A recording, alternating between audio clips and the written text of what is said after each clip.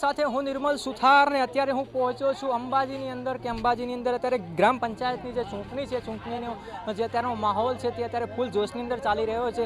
અહીંના જે ઉમેદવારો છે બંને ઉમેદવારો મહિલાઓ અત્યારે ઉમેદવારમાં ઊભી રહી છે ત્યારે અત્યારે ફૂલ જોશની અંદર જે પ્રચાર કરી રહ્યા છે ત્યારે અહીંના સ્થાનિકો શું કહી રહ્યા છે, કેવા સરપંચ લાવવા માગે છે। અગાઉ તો જે અંબાજીના વિકાસના કામો થયા છે પણ હવે આવનારા સરપંચો કેવા અંબાજીની અંદર લઈને વિકાસ કરે અને કેવા વિકાસ થવા જોઈએ ત્યારે અહીંના સ્થાનિકો શું કહી રહ્યા છે તમે જોઈ શકો છો। મારા અહીંયા કેમેરામેને દ્રશ્ય બતાવવાના પ્રયત્ન કરે મોટી સંખ્યાની અંદર અહીંયા મહિલાઓ છે, અહીંયા જે પ્રચાર ચાલી રહ્યો છે બંને ઉમેદવારો છે અત્યારે ફૂલ જોશની અંદર પ્રચાર કરી રહ્યા છે। તેમના વોટ કે તેમની જીત માટે તત્પર રીતે અત્યારે જે મહેનત કરી રહ્યા છે, જે અત્યારે પ્રચાર કરી રહ્યા તમે જોઈ શકો છો। મોટી સંખ્યાની અંદર અત્યારે મહિલાઓ છે, એમના દ્વારા વાતચીત કરીશું કે શું કહી રહ્યા છે આ મહિલાઓ કે અંબાજીની અંદર કેવા વિકાસશીલ માટે કેવા સરપંચ આવવા જોઈએ। તો આવો એમના દ્વારા વાતચીત કરવાનો પ્રયત્ન કરી શું કહી રહી છે મહિલા એના દ્વારા વાતચીત કરવાનો પ્રયત્ન કરીશું। તો અહીંયા જોઈ શકો છો અમારે આવા સરપંચ જોઈએ। ગટોની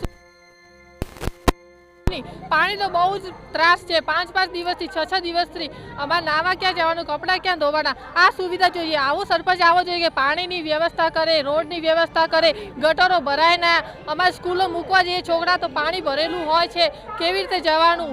એટલે નાના છોકરા પાણીથી બહુ ત્રાસે છે। રોડ ચોમાસામાં તો બહુ રોજગાર જોઈએ। અમે ધંધો કરીએ કઈ પણ ઘરે બેઠા આમ હા વિધવા સરકારે કોઈ પણ હોય ધંધો યોજનાના લાભો જોઈએ તો સરકારી લાભો રોજનાનો સરકારી લાભ આવવો તો કોઈ પણ આવે તો ઘરે બેઠા અમે ધંધો કરી શકીએ। આમ મજૂરી કયા જવાનું હોય ના જવાનું, એક દિવસ મળે એક દિવસ ના મળે એમ એટલા માટે। મારી કેમ છો? જય અંબે મોદતી બોલ। શું બેન અંબાજીમાં કેવો વિકાસ થવો જોઈએ આવનારા સરપંચને લઈને? સરપંચને લઈને સારો વિકાસ થવો જોઈએ। શા માટે કે આટલા વર્ષથી સરપંચ પદ્ધતિમાં થા પણ વિકાસ થયો નથી અંબાજીમાં।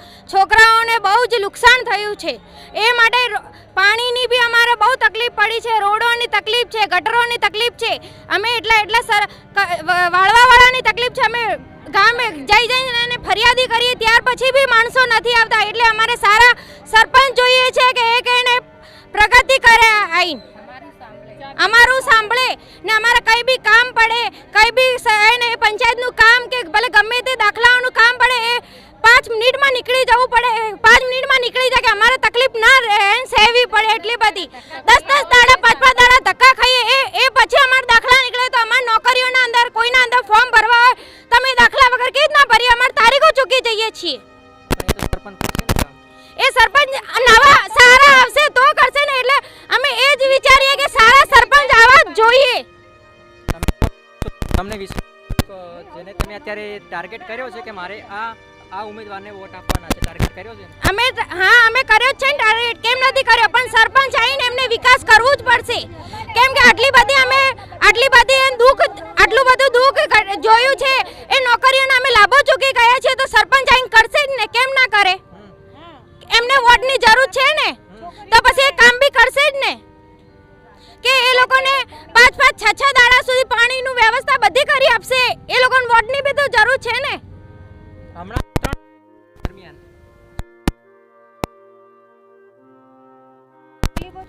એના પહેલા બહુ તકલીફ હતી ને તો બી પંચાયત વાળા સાંભળતા નતા ને।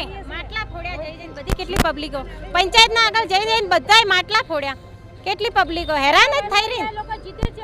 આટલા વર્ષથી બધા જીતી તમને લાગે છે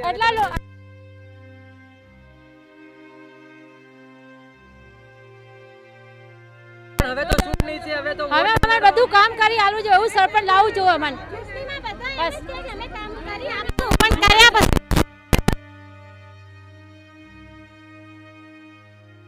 ઉમેદવાર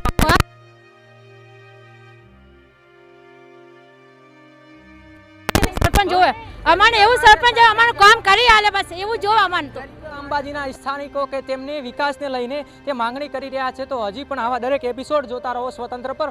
મળીશું નવા એપિસોડ સાથે। ધન્યવાદ।